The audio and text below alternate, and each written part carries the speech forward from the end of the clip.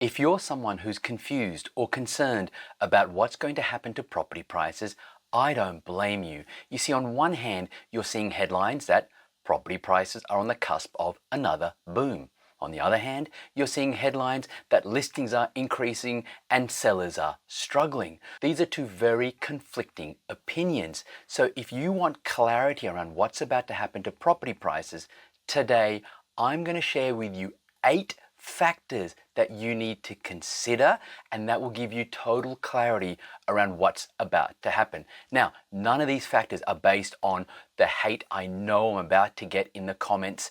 None of this is based around what Uncle John or maybe your friends tell you on a Sunday barbecue. All of this is based on fundamental economics. Hello, it's Nero here, and if you're new to my channel, hit that subscribe button because I talk about all things related to the Australian property market and the economy. Now, before I go into these 8 factors, let me share with you a new trend that's appearing in the property market that most people have missed. Cast your mind back to the headlines of 12 months ago. We were seeing things like this: "I've never seen anything like this. Mark Burris, grim prediction." Or, "It's a train wreck. Millions of Aussies doomed by the latest rate hike, now spending more than they earn." So the headlines were all about doom and gloom, property price growth slowing, and yet what did I say 12 months ago?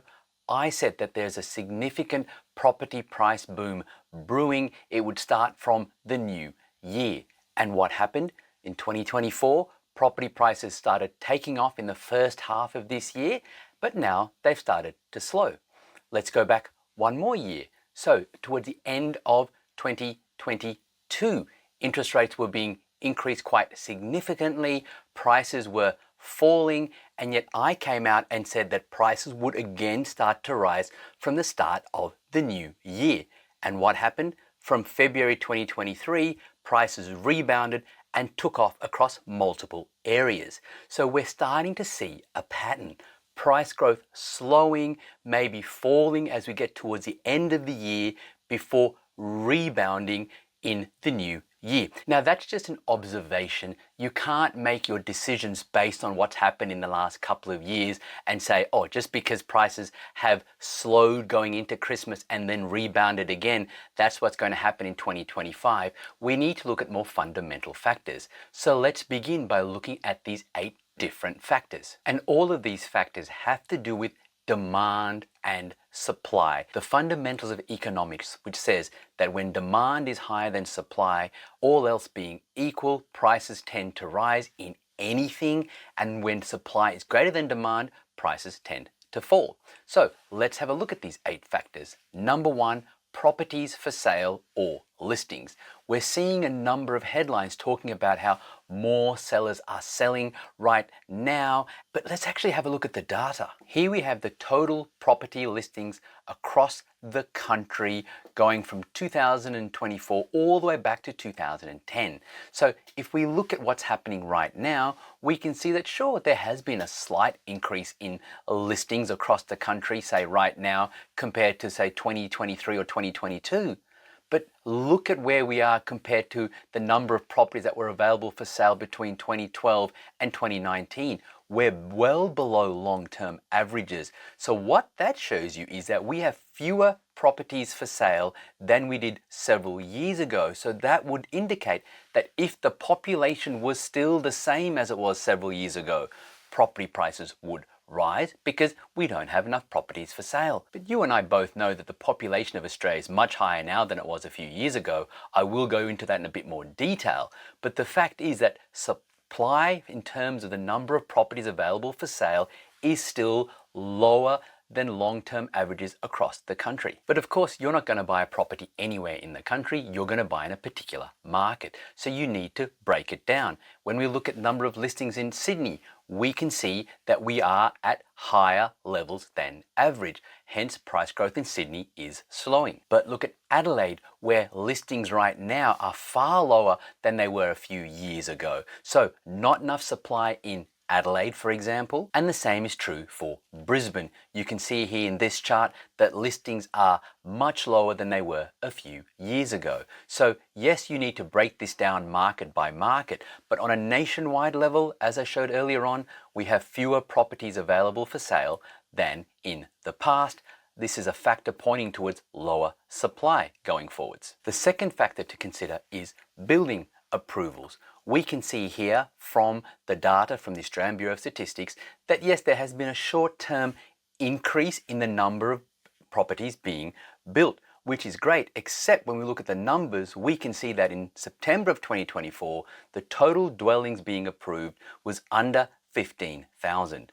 Yet if we go back and look at the number of properties being approved 10 years ago, we can see that we were approving over 16,000 properties every month. So we were building more properties 10 years ago than we are right now. So this is a second factor pointing towards falling supply. Number 3, if we look at vacancy rates across the country, we can see that they're sitting at 1.2%. Okay, that might be slightly higher than what it was earlier on this year, but it's well below the long-term average, as you can see from this chart. So what that means is that we have fewer properties available for rent in the country than we did just a few years ago, all the while our population is continuing to grow. So again, that indicates that there's not enough supply, this time from a rental perspective, which will drive rents higher. Number 4 is what I call sentiment. And what I mean by that is, how do sellers feel? How confident are sellers about getting the maximum price for their property? And when they see headlines like this pointing towards potentially property prices falling, what do you think many sellers are going to do? They're going to delay the sale of their property. You see, because buying a property is a big deal, but for many owner-occupiers, selling is an even bigger deal because they've got to spend ages getting their property ready for sale, then they've got to work out where are they going to move to. It's a much bigger decision. And when they see negative sentiment in the market, when the media is talking about bad news, many sellers choose to delay the sale of their property. That's part of the reason why we're actually seeing, in my opinion, more properties for sale right now than earlier on this year, because again, 12 months ago, we saw that negative sentiment, and so many sellers chose not to sell their property at the start of 2024 and have now seen that, oh look, prices have actually risen. They're higher now across most of the country than they were at the start of this year, and they're now putting their properties on the market. But then many people who were thinking about selling in the new year will again go through this process. They will delay selling their properties, and that will tighten the available supply on the market, again pointing towards more supply shortages. Number 5, we know that our population growth remains elevated. Sure, it's not at all-time highs like it was in 2023, but population growth is still growing faster than long-term averages, faster than we can build enough properties, and there already are not enough properties for sale. So when we have this elevated level of demand from population growth, it's going to put upwards pressure on rents first and foremost, and there are going to be many areas around Australia where you will have more buyers than available properties for sale. Number 6, employment remains stubbornly strong, as the RBA continues to tell us. What this shows is that even though unemployment is at 4.1%, it's not rising as fast as the RBA expected. And even though I personally expect unemployment to increase, we're not going to reach the record levels we've seen in this country in the past. And there have been multiple times in Australia when unemployment has been over 5% and even 6%, and yet property prices have continued to rise. Here we are, unemployment at 4.1%. Even if it rises, there are still enough people employed who can afford properties. Number 7, we know that inflation is falling. I've spoken about this many times before. We're already pretty close to the RBA's target band, so it's only a matter of time before interest rates are cut.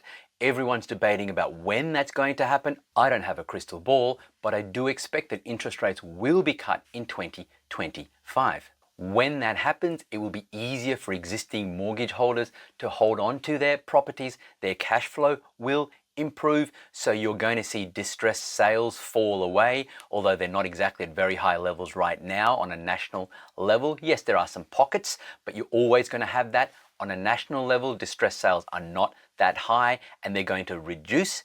But then this leads to number 8, which is when interest rates fall, you have borrowing capacities increase, more people able to afford property than they can right now, which again places more demand on the property market. So when we look at these 8 factors ground in fundamental economics, to me, it shows that property prices are likely to rebound again in 2025, and I expect they will continue to keep growing until at least 2027. So this short-term slowing down of growth could very easily be a seasonal factor. It's now the 3rd year in a row this has happened as we lead into Christmas, but that means that for a buyer, if you can see how strong the data is pointing towards property prices rising, now could be a great opportunity to go and get a bargain or get a property at a great deal before the market heats up again.